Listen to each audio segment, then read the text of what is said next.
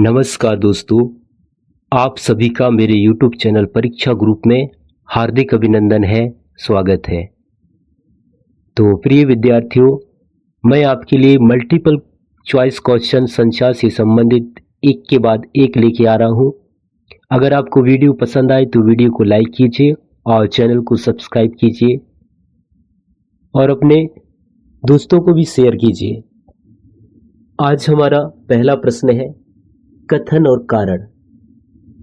यहाँ पे दो कथन दिए गए हैं। इन दोनों कथनों को पढ़ने के बाद हम इन ऑप्शन में इनका उत्तर देंगे। कथन ये है, मानव संवाद एक प्रक्रिया है जिसके द्वारा लोगों के बीच पूर्व प्रचलित प्रतीकों के माध्यम से एक ऐच्छिक प्रतिक्रिया प्राप्त करने के लिए सूचना हस्तांतरित की जाती है। तो मानव संवाद एक प्रक्रिया है, बिल्कुल एक प्रक्रिया है। ये कथन एक विद्वान का है, लिटिल ने ऐसा कहा है कि मानव संवाद एक प्रक्रिया है जिसके द्वारा लोगों के बीच जो पूर्व में जो इशारे हैं, जो बातचीतें हैं, जो भाषा है, जो बोली है, उसके माध्यम से कम्युनिकेशन होता है। इसके माध्यम से सूचना को हम अभिव्यक्त कर सकते हैं, एक दूसरे को हस्तांतरित कर सकते हैं। तो ये कथन सही है। अब इसका कथन का कारण ये सही है क्या नहीं, ये देखेंगे हम लोग। SMCR मॉडल का पूरा नाम प्रेषक संदेश चैनल और रिसीवर है। यह एक सामान्य संवाद प्रक्रिया है। तो कथन ए का आर तो कारण नहीं हो सकता, क्योंकि यहाँ पे संवाद प्रक्रिया, कम्युनिकेशन की प्रक्रिया को बताया है और दूसरे जो कारण है इसमें यहाँ पे मॉडल को बताया है। और ये मॉडल तो सही है, लेकिन यह एक सामान्य संवाद प्रक्रिया नहीं है, ये बुनियादी प्रक्रिया है। ये क्या है? बुनियादी प्रक्रिया है, ये प्राथमिक प्रक्रिया है। तो ऑप्शन ए है, कथन ए और कारण बी दोनों सत्य हैं। तो ये गलत है, क्योंकि कथन सत्य है, कारण असत्य है।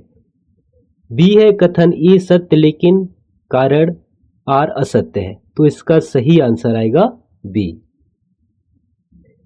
इसके बाद का प्रश्न देखेंगे हम। यह मिलान कीजिए। एक तरफ सूची फर्स्ट में है अशाब्दिक क्रियाएं और दूसरी तरफ है उसकी व्याख्याएं, यानी कि यहाँ पे सांकेतिक कम्युनिकेशन को दर्शाया गया है और यहाँ पे इनकी व्याख्या है। तो यहाँ पे हम लोगों को नीचे दिए गए विकल्पों में से सही उत्तर का चयन करना है। तो अशाब्दिक क्रिया में सबसे पहली है नीचे देखना। नीचे देखने का मतलब क्या संकेत होता है? व्यक्ति अगर ठीक सामने के व्यक्ति को नहीं देख रहा है, वो नीचे देख रहा है, तो इसका मतलब क्या संकेत है कि वो शर्मीलापन है या फिर किसी वजह से वो घबराया हुआ है। तो ए का आएगा सेकेंड। इसके बाद है यहाँ पे भौं उठाना। भौं उठाना आएगा आपका आश्चर्य। आश्चर्य यानी कि एकदम एकटक, थोड़ा सा ध्यान देकर देखना, ये आश्चर्य से देखना। ये भौं उठाना आपका आएगा आश्चर्य, ऑप्शन नंबर थर्ड में। और सी है आपका आंख रगड़ना। आंख रगड़ना आएगा आपका बोरियत, यानी कि जब थोड़ा सा बोरियत महसूस होता है तब आंख रगड़ना, ये इसका संकेत है। इसके बाद आएगा यहाँ पे डी, पैर पटकना। फर्स्ट नंबर अधीरता, ये पैर पटकना। तो ऑप्शन नंबर यहाँ पे कौन सा है इसका सही आंसर? ऑप्शन सी में है। ए का सेकेंड, बी का थर्ड, सी का फोर और डी का फर्स्ट, ये इसका सही उत्तर होगा। तो फिर यहाँ पे देखेंगे हम लोग, इस प्रश्न के दो कथन है। नीचे दो कथन दिए गए हैं, पहला और दूसरा, और इसी के आलोक पर हमें यहाँ पे इनका उत्तर देना है।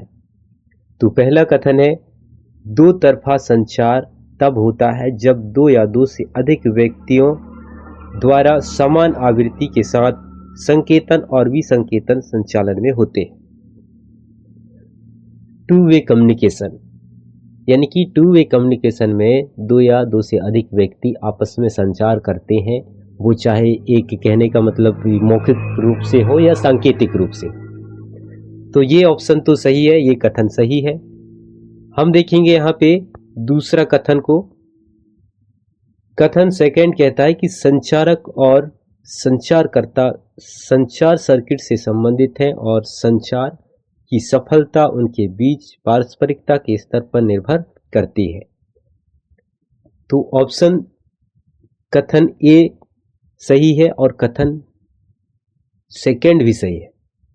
तो यहाँ पे इसका सही आंसर होगा ऑप्शन नंबर 1, कथन फर्स्ट और कथन सेकंड दोनों सही है। फिर है हमारा अगला प्रश्न, संचार प्रक्रिया में हस्तक्षेप करने वाले तत्व को आमतौर पर कहा जाता है। यानी कि कम्युनिकेशन में आने वाली बाधा को आमतौर पर क्या कहा जाता है।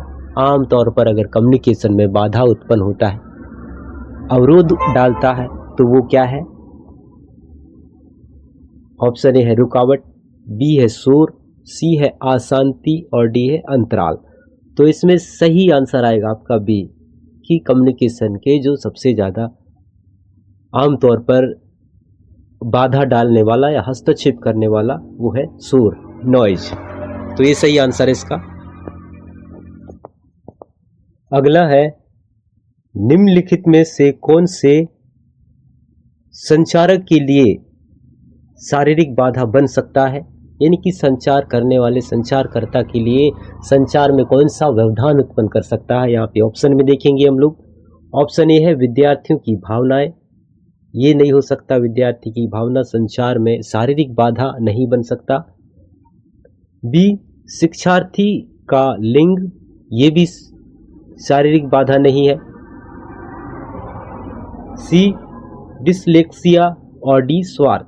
तो इसका सही आंसर होगा डिसलेक्सिया। यह एक प्रकार के शारीरिक बाधा है, ये संचार में यानी कि कम्युनिकेशन करने में ये एक प्रकार की बीमारी है, डिसलेक्सिया। ये इसका सही आंसर होगा ऑप्शन नंबर सी।